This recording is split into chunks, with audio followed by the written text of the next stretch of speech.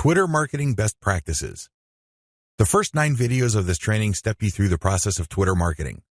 Whether you're going the fully automated route or you're doing things by hand, you have to use certain best practices. Otherwise, it's too easy for your Twitter marketing campaign to simply fall apart.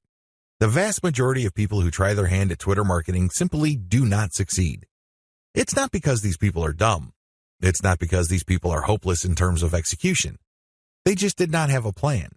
They also did not follow certain best practices that would have increased their chances of success. Here are just some best practices that I've learned marketing successfully on Twitter for several years. Element by element optimization. When you're optimizing content on Twitter, it's a good idea to focus on one element at a time. What is an element? Well, it's just part of a tweet. It could be the question. It could be the link. It could be the hashtag. When you're optimizing for the highest amount of engagement and click-through, you have to change your tweet section by section. You can't just change them dramatically overnight because even if you do get some sort of improvement, you don't know which part accounts for that improvement. You're completely in the dark. On the other hand, if you optimize element by element, you can clearly identify which part you changed and reasonably conclude that this accounts for the improvement. Once you're no longer getting a nice improvement or you peaked with a particular element, then you switch to the next element. With Twitter, this is pretty straightforward.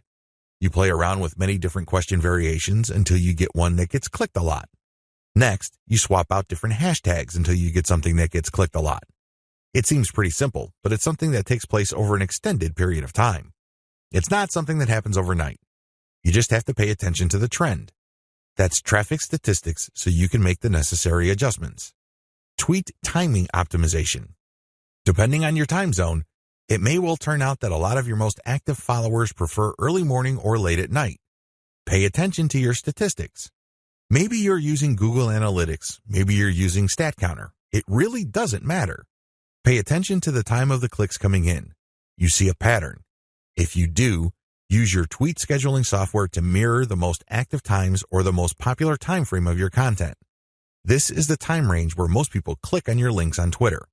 Make your decisions based on statistics. A lot of brilliant online marketers fail in the Twitter marketing game because they go with their gut. They tell me, I just know it feels right. Alternatively, they tell me that their gut is telling them something. 9 times out of 10, these people fail. Again, they're not dumb. They're not stupid. Instead, they base their decision on feelings. Unfortunately, in this game, feelings can only take you so far. In fact, hunches often lead to dead ends. If you're going to be making a decision involving your content, your conversion pages, your mailing list, or whatnot, pay attention to statistics.